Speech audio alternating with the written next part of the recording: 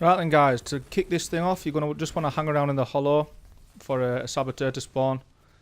Once you kill that, pick up the Vex transponder, and then you're on your way. Next step, you just need to kill 100 Vex anywhere on Nessus, no strikes or missions, just anywhere you want. Nice and easy so far.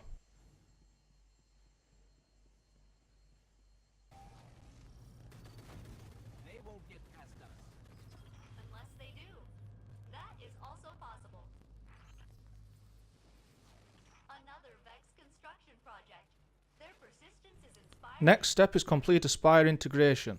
If you don't know what that is, it's the public event. They always spawn in the Hallows. It's where the Vex are trying to get to the middle and you've got to stop them from sacrificing themselves. Complete that on Heroic and that's that step done.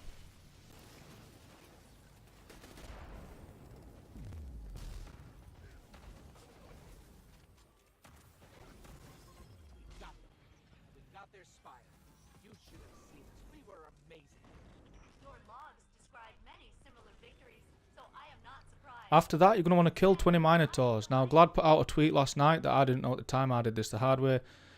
You can just load straight into the Exodus Crash mission. There's 2 at the start of the mission. Kill those 2, go back to orbit, restart. Do that 10 times. On to the next. Then it tells you to find the signal's origin. Now, you want to go back to the Hallows, and in the back corner there's a little portal. Go through that, follow it to the end, and just start the mission.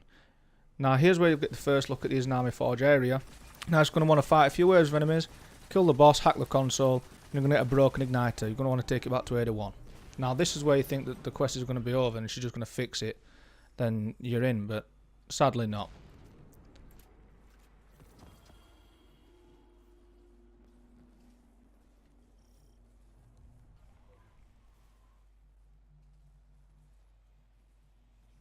Next part is plain and simple, guys. She's going to tell you to go and do 3 different types of heroic events. Now you can do these anywhere in the solar system. It doesn't have to be on a certain planet. Just go do these 3, then you're on to the next step. The next step is actually pretty cool. It does take a little more time, but it adds a little bit of variety to it. There's a mission where there's a little bit of a jumping puzzle on Nessus. You just got to make sure you shoot the actual orb things in the air, because the platforms do disappear after a very short amount of time.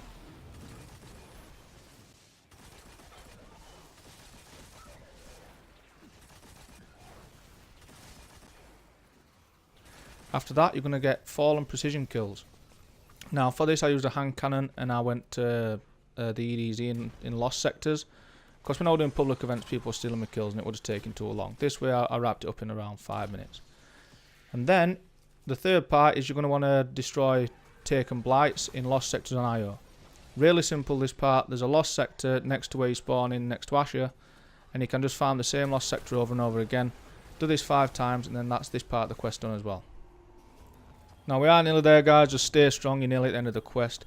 For this part you've got to go over to the Volunda Forge, complete an ignition and then go straight back to 81. There's no special requirements, you've not got to do it with any certain weapons equipped, just complete the ignition and go back to 81. Now for this section, she's going to send you on a variant of the Insight Terminus Strike. Now it does say that it's only 6:30 and all the rest of the steps have been 6:30, so it's been doable. But trust me, just take a fire team with you on this part, because if not, this happens. Yep, what it doesn't tell you is that the variant for this strike is that Extinguish is actually active. So if you die in a darkness area, then you are going to get sent back to orbit and it's a pain in the ass. But good news is, once you've completed the strike, you are pretty much over. All you've got to do, go back to the Izanami Forge, reignite it. There's going to be a little wave of enemies, then a mini version of the Izanami Forge boss is going to spawn. Kill that, take it back to 81, and then you've got access to this week's weapons, which means you can obviously jump into the Izanami Forge. Now, I've quickly run through all the steps. Now let's get into the Forge itself. Now, when it comes to the actual Forge itself, personally, I think this is the easiest Forge that's been added so far. I don't know if it's because everybody's above that light level, because they've had to get through the quests or what, but I just think mechanically it's the easiest. Instead of all ganging up, like you do on the other ones, if you can just leave one person in the middle and send 2 down to one of the platforms, you don't have to send 1 to each platform, because you get enough orbs and plenty enough time to do this thing just from the orbs from one platform. All they're going to want to do is kill the enemies, like you see me doing and failing here. And they're going to want to Hail Mary the batteries over to the middle, and the person in the middle can just dunk them in. Now, like I say, you do get a couple of the phased enemies that drop the batteries in the middle, but not enough for everybody to stay in that one place. And not all 3 people can go over to one of the platforms, because you're going to have to be LeBron James or Michael Jordan to get these things into the forge from one of the platforms. Now I'm going to leave this video playing, and it's actually going to show the locations of the drones that you've got to shoot to get the maximum temper for the key. Make sure that if you're not in a fire team and you're queuing solo, make sure that you take a sniper rifle, because you can't always depend on other people, because you will need a sniper to get to these drones. I tried doing it with an auto rifle and failed miserably. The first one is on the left, just going around this spire, as you can see here.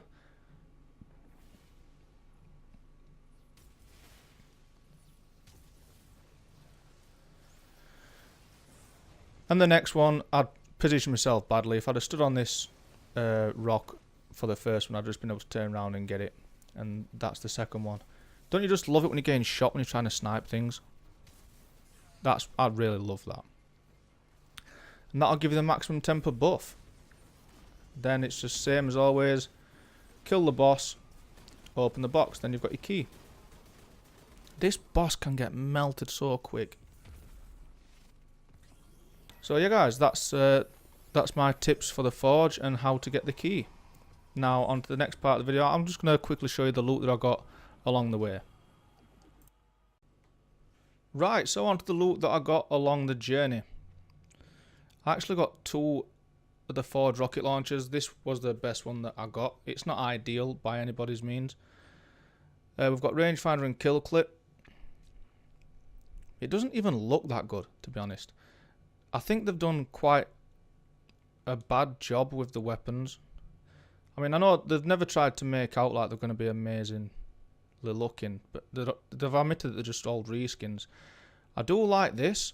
This is the pulse that I got. High impact reserves, rangefinder with tac mag. Oh, I might actually put flared mag well on that. And it dropped with a boss spec. I'll probably put a minor spec on that. Where's the... No, it's a scout that I got. The Tango 45. Drop mag. I hate drop mag. We'll put extender mag on that.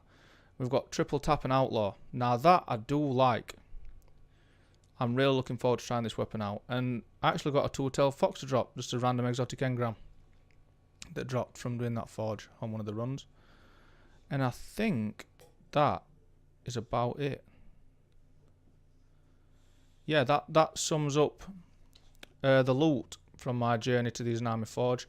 Like I said, the link to the giveaway is down below. If you like free stuff, click that link, follow the steps, and you're in for a chance to winning. There's really not that many people entered at all. I think there's like 12. So you're in with a really good chance of winning the more steps that you complete. Now, I do hope you've enjoyed the video, guys. It took me a really long time to record and edit this. But, as always, guys, I've been the Mod566. Thank you for watching, and I'll see you all on the next video.